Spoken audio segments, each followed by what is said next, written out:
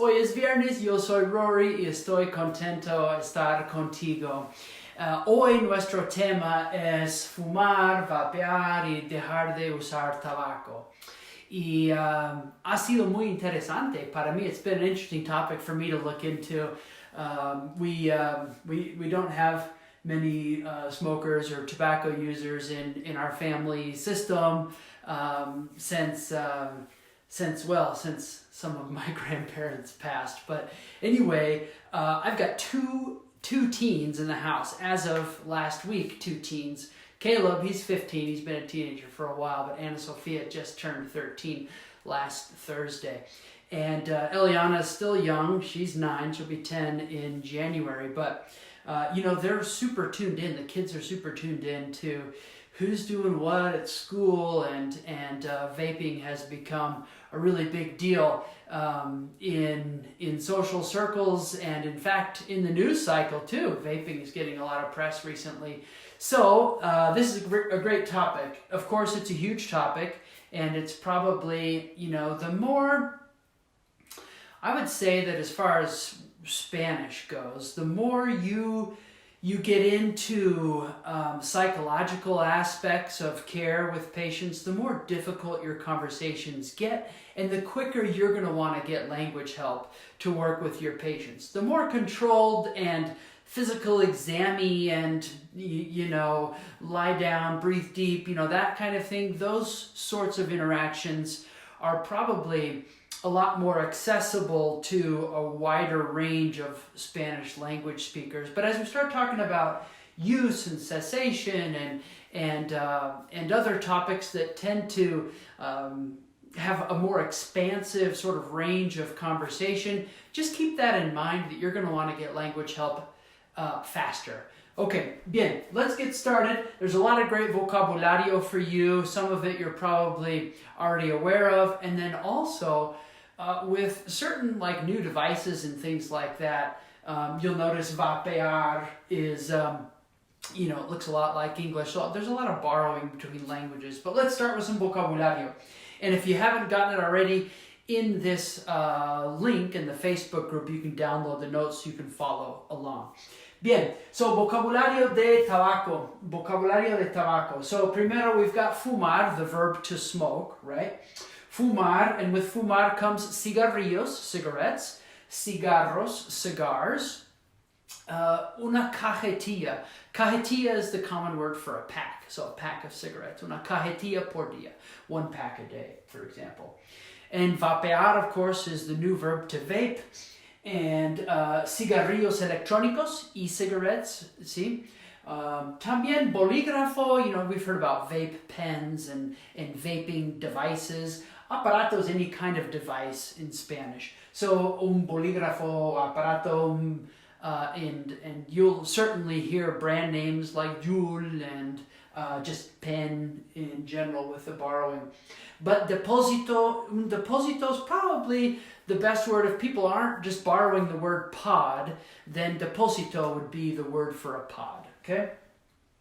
And then líquido, liquid, or often referred to as juice, right? Jugo, okay? Bien. Mascar is to chew. So this is our word for chewing tobacco. Tabaco de mascar or tabaco para mascar, okay? This one we're going to deal with less throughout the whole lesson today. Otro vocabulario you might be interested in. Aquí tenemos humo, which is the word for smoke. So we've got fumar, to smoke. Humo would be the result of the smoke. But we'll see with vaping later on in the lesson that we talk about el aroma also instead of el humo for the vape, okay? Humo de segunda mano, so secondhand smoke. Humo de segunda mano, another common word for secondhand smoke would be humo ajeno. Humo ajeno.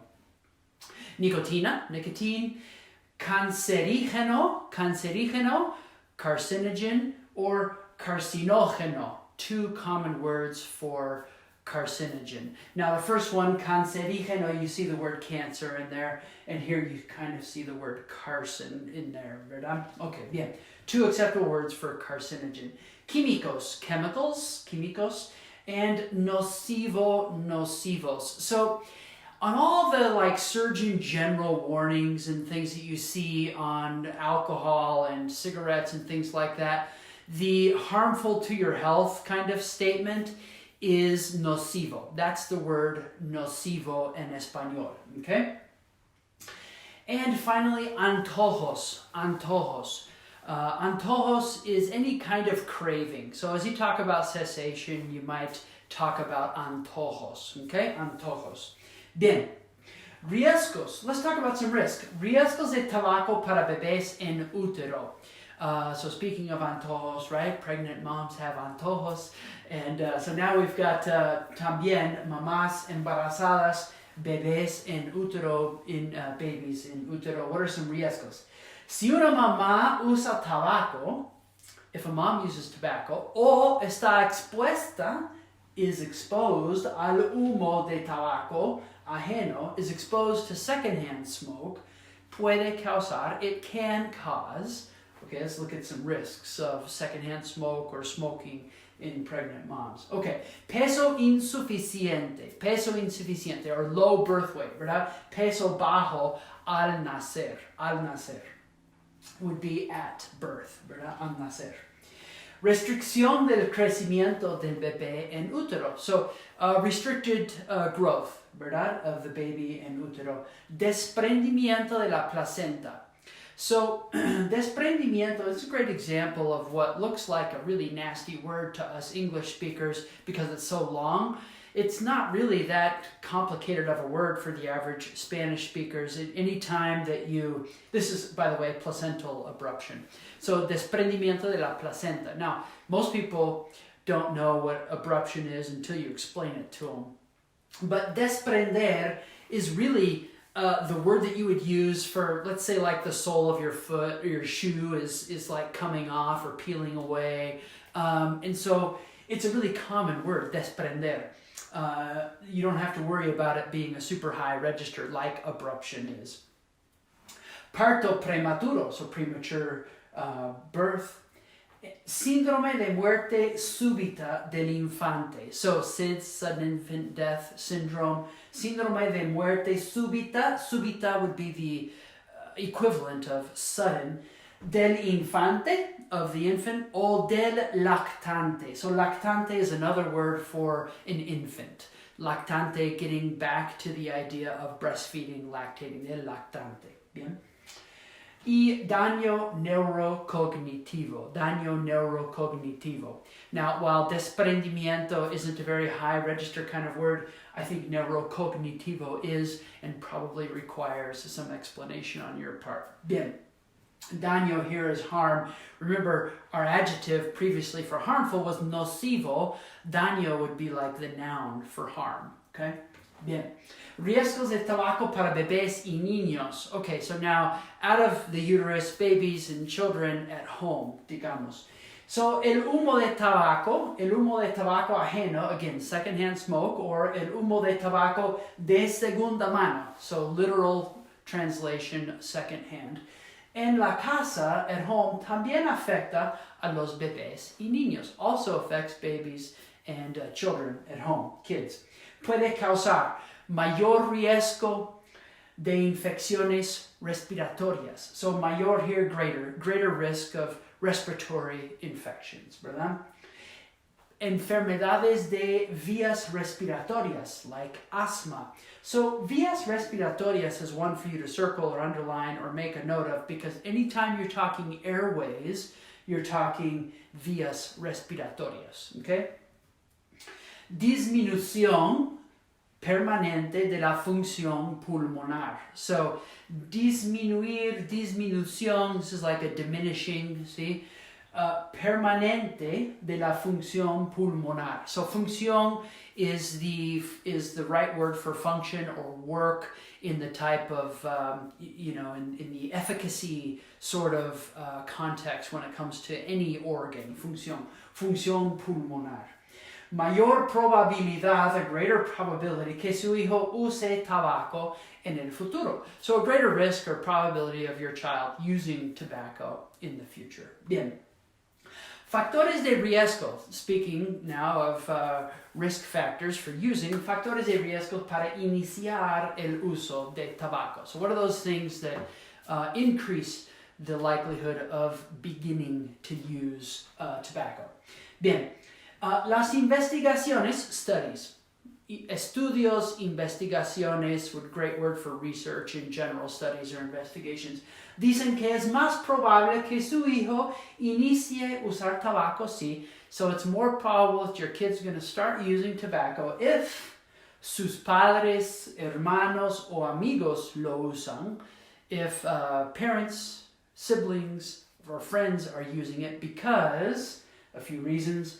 Pueden conseguir cigarrillos, etc. fácilmente. Conseguir is a great word for get. Obtener is another one, obtain. Get is really a tough one in Spanish, but pueden conseguir cigarrillos o etc. fácilmente. Additionally, se ha establecido el modelo de conducta. Modelo de conducta, so behavior models. So a behavior model has been established. Se ha establecido el modelo de conducta de usar tabaco. Y, therefore, el uso de tabaco se ve normal. So the use of tobacco seems normal, or is seen as normal, ¿verdad? Okay.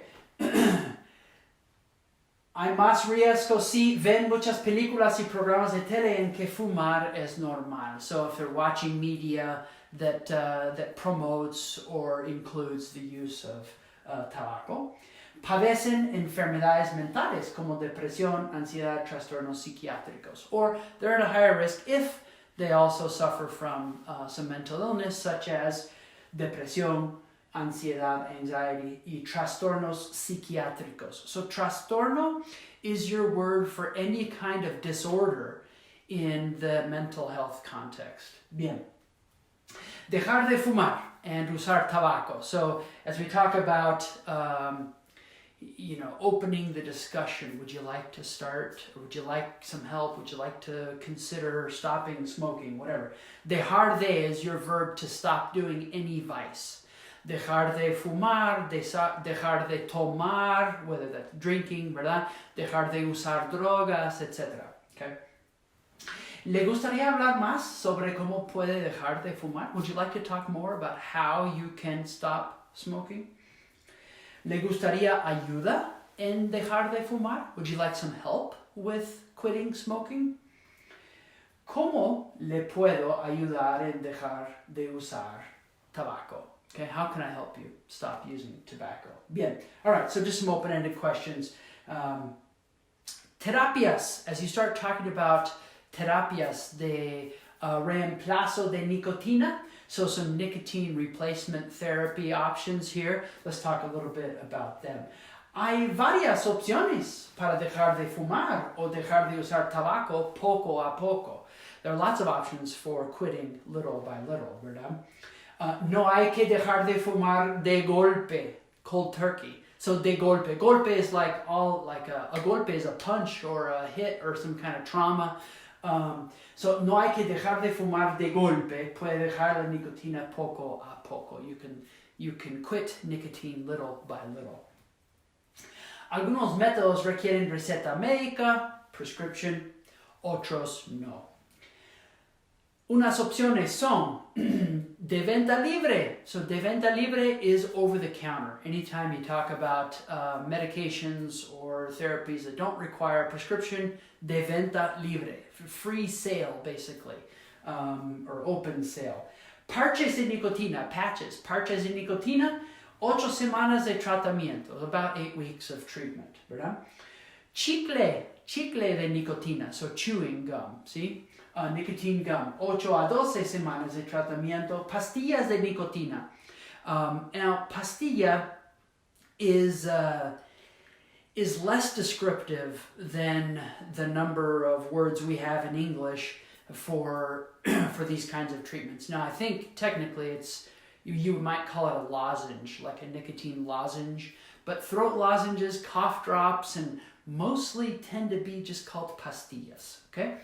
Pastilla de nicotina, 12 semanas de tratamiento. Y con receta médica, with a prescription, con receta médica, el spray or aerosol nasal, so nasal spray, or so aerosol is just another word for spray, okay? 3 a 6 meses de tratamiento. Inhalador de nicotina, so a nicotine inhaler, also 3 a 6 meses de tratamiento, okay? Bien. Y otras medicaciones que no usan nicotina. No es una terapia de reemplazo de nicotina, replacement, no es reemplazo. Los medicamentos que no reemplazan la nicotina en su cuerpo trabajan para reducir los antojos. There's the cravings word. Para reducir, they work to reduce the cravings, reducir los antojos que tiene para usar tabaco, that you have to use tobacco. Bien. Por ejemplo, tabletas Zyban, el tratamiento dura 7 a 12 semanas, y tabletas Chantix, tratamiento dura 12 semanas. So anytime you're talking about lasts or takes as far as time, you can use the verb dura, to durar.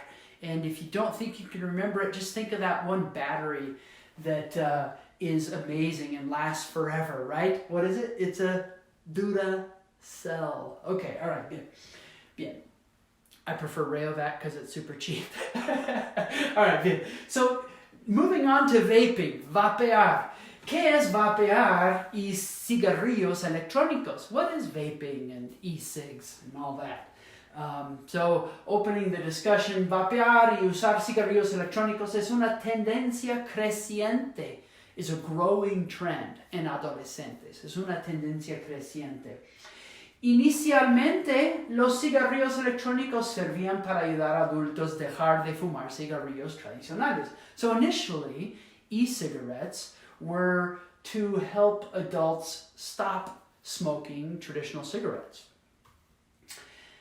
Ahora vemos una tendencia para adolescentes. Now we see a tendency for youth, adolescentes, teens, iniciar el uso de nicotina con cigarrillos electrónicos. So now, what used to be what was originally sold as a way to get off of cigarettes is now something that children, adolescents, are beginning their use of tobacco with, ¿verdad? Okay, los riesgos de vapear en adolescentes, another common word for adolescentes, if it's too long and you're repeating it too much, jóvenes. Jóvenes is a good word for teens or youth, okay? Vapear es peligroso porque vaping is dangerous because, let's go through a few things that people are saying is dangerous about vaping. Porque los niveles de nicotina son muy altos. Levels. Los niveles de nicotina son muy altos. Really high level of nicotine. Por ejemplo, un depósito, what was a depósito? A pod, right? Un depósito de líquido o jugo contiene la misma nicotina que una cajetilla de cigarrillos.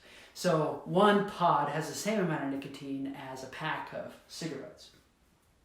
Los jóvenes son más susceptibles a adicciones. So kids, teens, adolescents are more susceptible to addictions because porque sus cerebros, their brains todavía se están desarrollando, are still developing. Afecta la habilidad de concentrar. It affects your ability to concentrate, enfocar, concentrar.